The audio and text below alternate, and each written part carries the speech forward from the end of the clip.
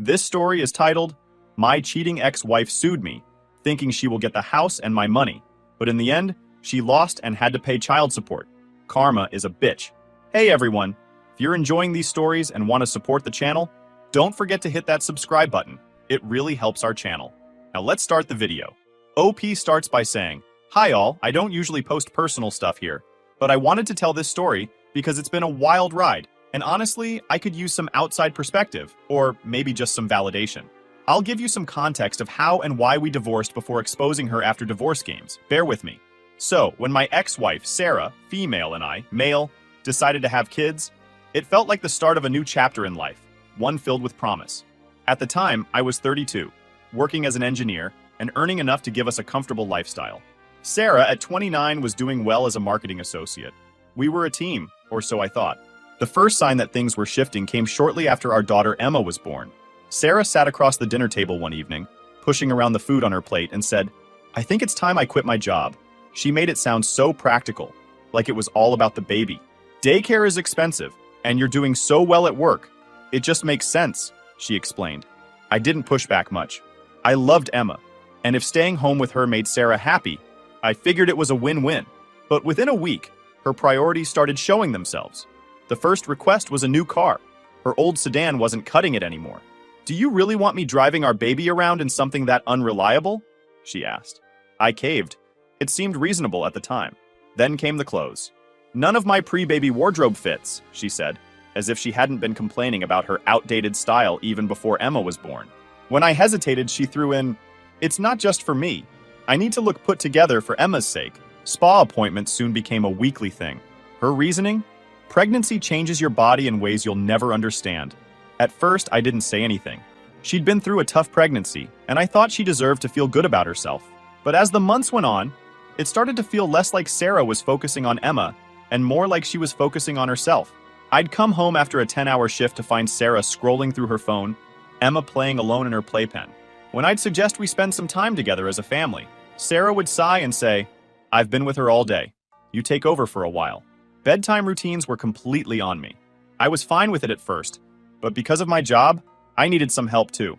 As Emma grew older, Sarah's spending habits didn't slow down.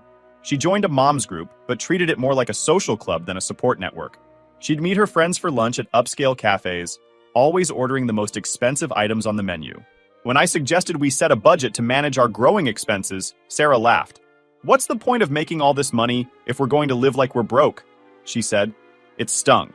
I'd been working overtime, missing out on moments with Emma, and Sarah's response felt dismissive. By the time our son, Ethan, who was 2 years old, the cracks in our relationship had turned into chasms. Sarah kept doing the same things. Spent her days shopping online, planning vacations we couldn't afford, and attending fitness classes. Any talk of cutting back was met with resistance.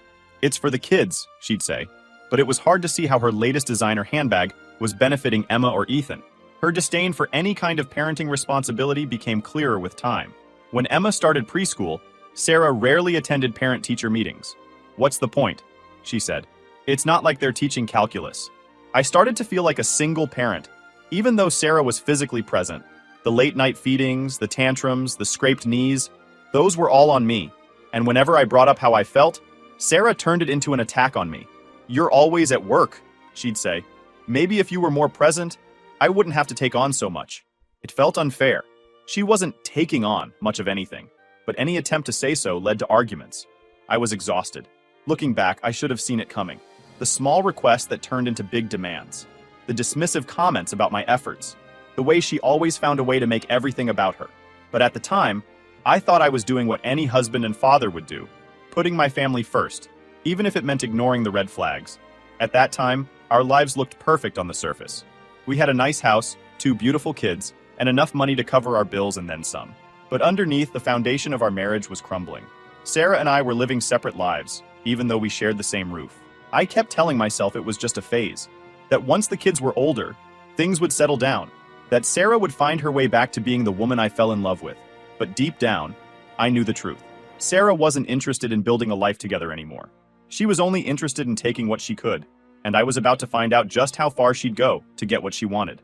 Over time, the cracks in Sarah's facade grew harder to ignore. It started with the kids. Emma was only 7, bright and curious. with a knack for asking a million questions about everything. Ethan, at 4, was quieter, always shadowing me or clinging to his sister. They were good kids, messy, energetic, occasionally exhausting, but good. Sarah didn't seem to see it that way. One afternoon, I walked into the kitchen to find Emma crying, her hands trembling as she tried to pick up pieces of a broken juice glass. Sarah stood over her, arms crossed, her face a mask of irritation. "Are you kidding me, Emma?" she shouted. "Do you even think before you do anything? Or do you just go around breaking things for fun?" I stepped in quickly, kneeling to scoop Emma into my arms. "It's just a glass," I said, my voice as calm as I could manage. "Accidents happen." Sarah shot me a look that could have frozen water. "You always make excuses for her," she said, shaking her head. "No wonder she's so careless." I tried to talk to her about it later, after the kids were in bed. "You can't talk to her like that," I said. "She's a child. She's going to make mistakes." Sarah waved me off. "You're too soft on them," she said. "They'll grow up weak if you keep coddling them." It wasn't an isolated incident. She became extremely verbally, emotionally, and sometimes physically abusive. I started working longer hours, not because I needed the money, but because being at home felt like walking into a minefield. Sarah's moods were unpredictable. Some days, she'd act like nothing was wrong, chatting with her friends on the phone, or planning elaborate vacations we couldn't afford. Other days, the smallest thing, a misplaced toy, a late start to dinner, would send her into a spiral of anger that left everyone on edge.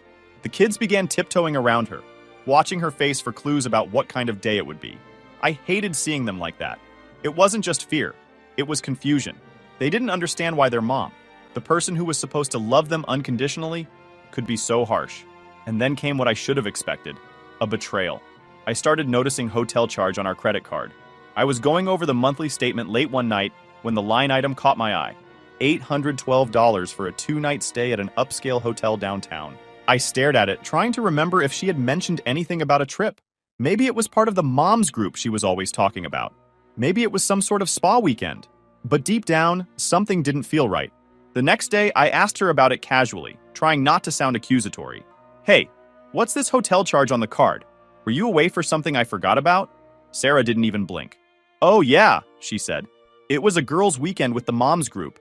We just needed a break from everything." Her answer was too quick, too rehearsed. My intuition told me she was lying, but I didn't press her right then. Instead, I waited until she left for another lunch with friends and started digging. It didn't take long to find the truth. A mutual acquaintance, someone I'd waved to at neighborhood barbecues, someone who had been in my home, had posted photos on social media, pictures of him and Sarah together at the same hotel, holding hands, smiling. I stared at the photos, my hands shaking. Sarah wasn't just smiling. She was glowing, holding hands with someone I had once called a friend. I closed the laptop, my chest tight with rage and betrayal. That night, I waited for her to come home, rehearsing what I would say, knowing this confrontation would change everything. That night, I confronted her. I showed her the photos, laid everything out, and waited for her to explain, to apologize, to at least try to justify what she'd done. She didn't.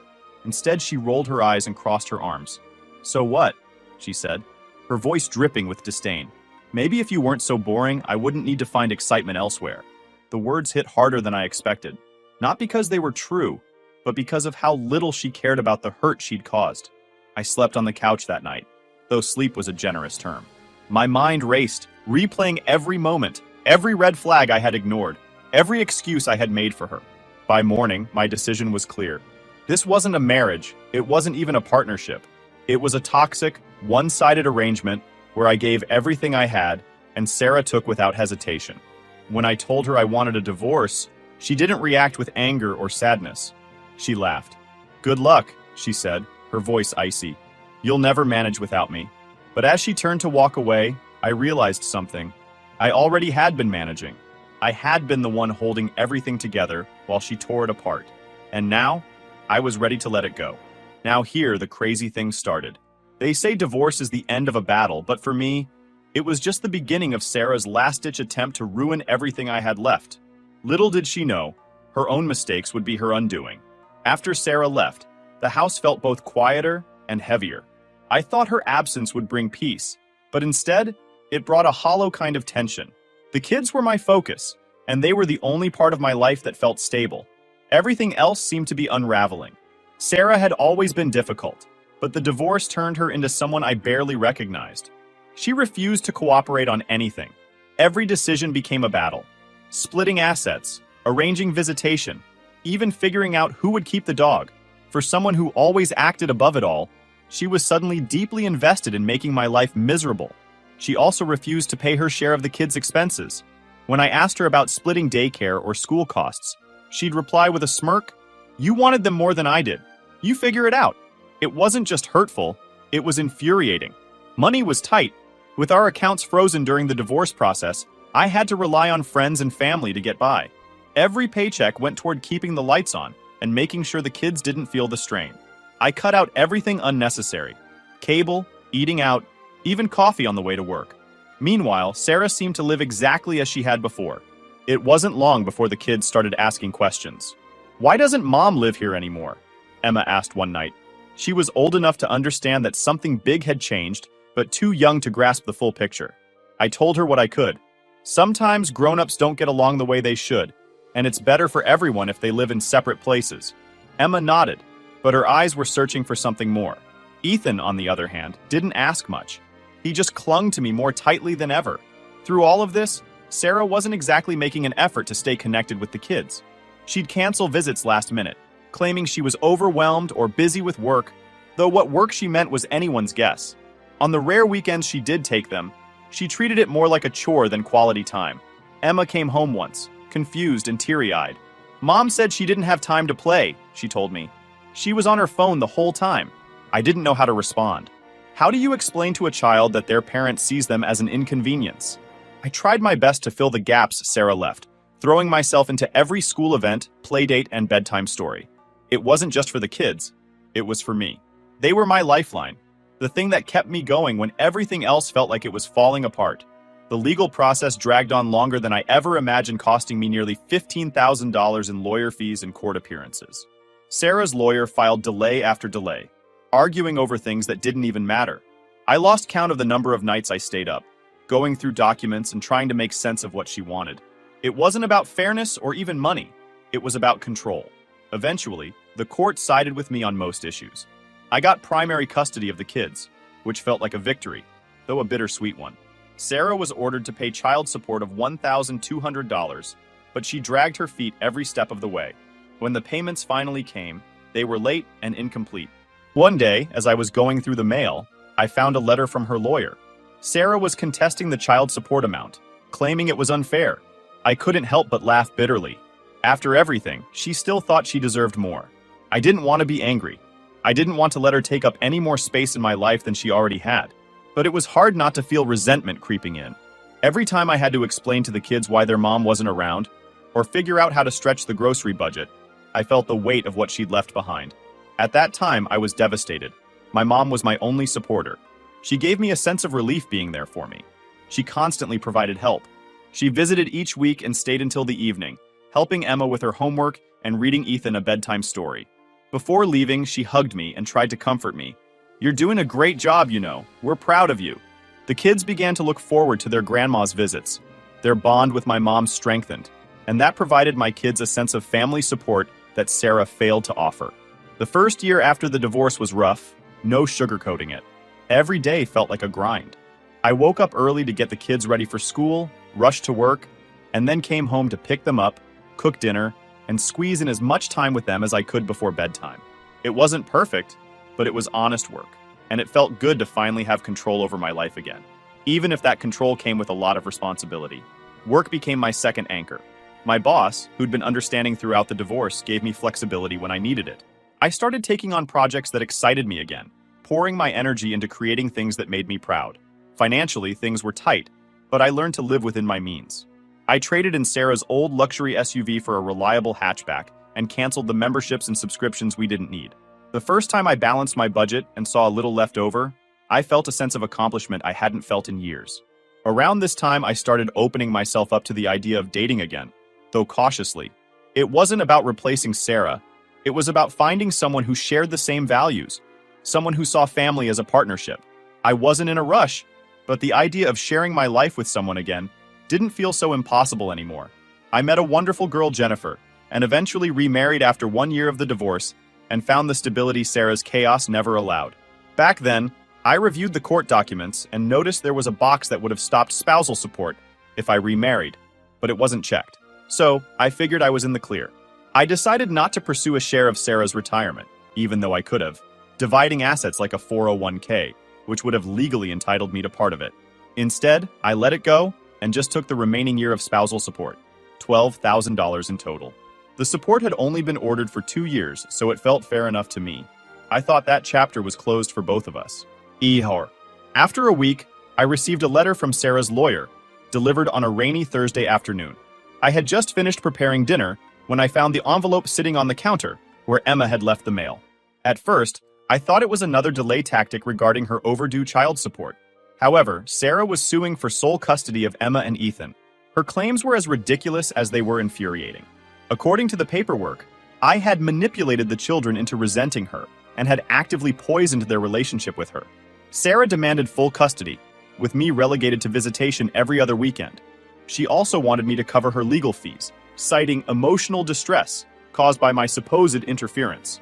When I shared the news with my lawyer, she wasn't surprised. "It's a textbook move," she said, "usually a way to regain leverage. She probably doesn't even want full custody. It's a power play." It didn't matter whether Sarah's motives were genuine or strategic. The thought of her taking the kids away, especially after everything we'd been through, was unbearable. Emma and Ethan, now 12 and 9, had grown up in a stable, loving environment since the divorce. Sarah had been in and out of their lives inconsistently, showing up when it suited her, and canceling plans when it didn't. The weeks leading up to the hearing were filled with tension. I explained the situation to Emma and Ethan as gently as I could, without going into too much detail. "Mom wants to spend more time with you," I said carefully, "and the court is going to help us figure out what's best." In court, Sarah presented herself as a doting, devoted mother who had been unfairly pushed out of her children's lives. She claimed I had turned them against her, and that she was simply trying to repair the damage I had caused. "I love my kids more than anything," she said, tears welling in her eyes. "But they've been brainwashed to hate me." Her demands were clear and aggressive. She wanted sole legal and physical custody, leaving me with minimal visitation.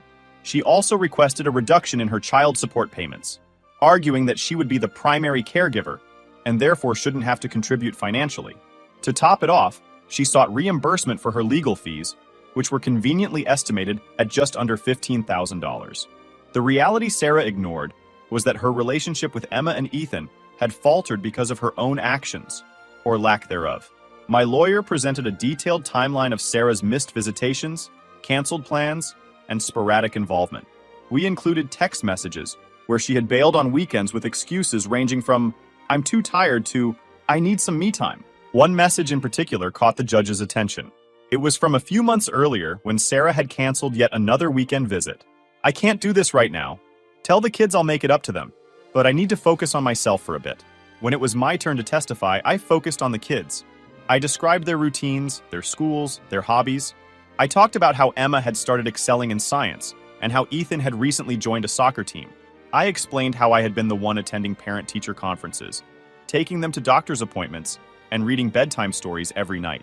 The court also heard from Emma and Ethan directly, something I had been nervous about but ultimately agreed to because it was important for their voices to be heard. Emma's words were measured but powerful. "I love my mom," she said, looking directly at the judge, "but she doesn't really spend time with us. Dad's the one who's always there. He's the one who makes sure we're okay." Ethan, shy as always, spoke softly, but with conviction. "I want to stay with Dad," he said simply. Sarah's lawyer tried to discredit their statements, suggesting I had influenced their opinions. But the judge wasn't buying it. The facts were clear. Sarah's involvement in the kids' lives had been inconsistent at best, and her sudden push for custody felt more like an attempt to regain control than a genuine desire to be a better parent. The proceedings took weeks, during which Sarah's anger only grew.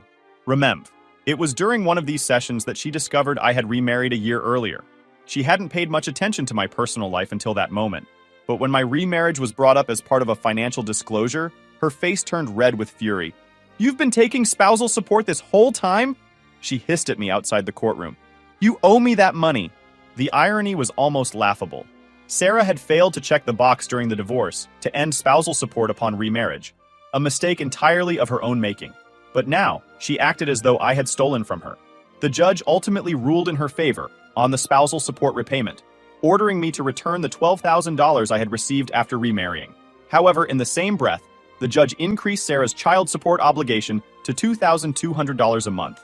It ended up that I got extra $1,000 a month through minor adjustments, and she repaid herself by dropping her claim to my car. In return, I agreed to let her have 2 extra weeks of summer visitation with our kids, which seemed like a fair trade.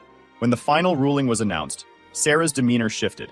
She dropped her demand for sole custody in exchange for 2 extra weeks with the kids during summer vacations.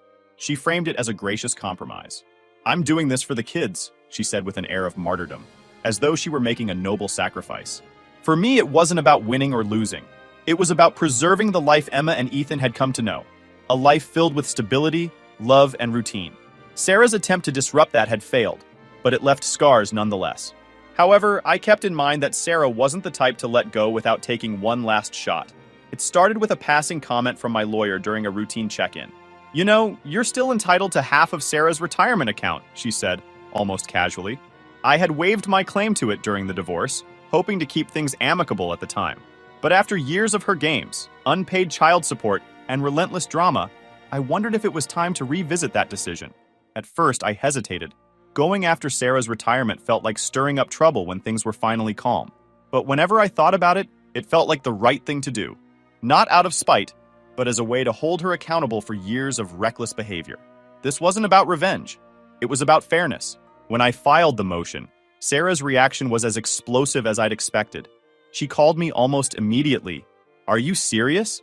You're coming after my retirement now? You really are pathetic." I stayed calm. "This is what I'm legally entitled to," I said. "It's not about you. It's about doing what's right for the kids and their future." Sarah, of course, didn't see it that way. She mocked me at every turn, calling me bitter, petty, and obsessed.